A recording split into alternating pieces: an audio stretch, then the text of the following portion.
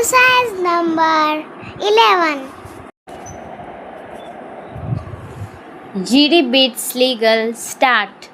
Unlike natural calamities that are beyond human control, avoidable disasters resulting from human error or negligence prove more tragic and completely imbalance the intergenerational equity and cause irretrievable damage to the health and environment for generations to come.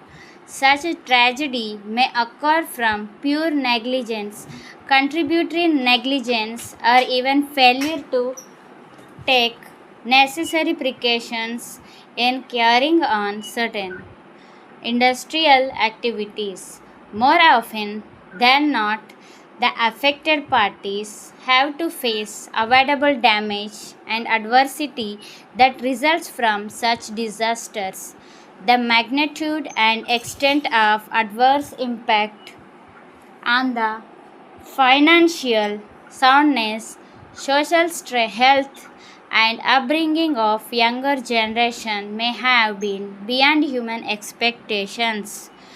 In such situations, and where the laws are silent or are inadequate, the courts have unexpectedly stepped in to bridge the gaps, to provide for appropriate directions and guidelines to ensure that fundamentals of Article 21 of the Constitution of India are not violated. Next para. The Bhopal gas tragedy is a glaring example of such imbalances and adverse impacts, where by courts intervention, poor and destitute have been provided relief and rehabilitation. The Bhopal gas leak disaster occurred on the intervening night of the 2nd December 1984. Data reflecting the exact number of affected persons was not available initially. Earlier, it was felt that only a small number of persons were adversely affected in terms of health or otherwise by the leakage of toxic gases from the Union Carbide unit at Bhopal. However, the Scientific Commission for Continuing Studies on Effects of Bhopal Gas Leakage on Life Systems released a report titled The Bhopal Gas Disaster Effects on Life Systems in July 1987, which suggested otherwise.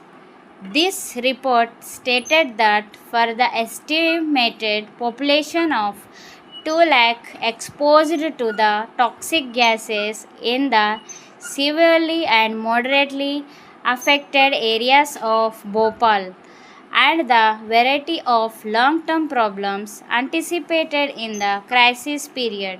The number of exposés covered so far by the Indian Council for Medical Research through the medical surveys constitute less than 20% of the population.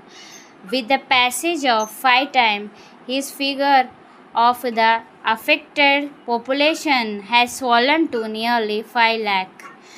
By the same scientific commission, it was also found that, in general, the output of the medical project so far had not equaled the magnitude of the tasks assigned to them, presumably due to lack of resources, trained staff, as well as physical inputs. This has to be remedied in the shortest time so that project is completed fully. Stop. Thank you.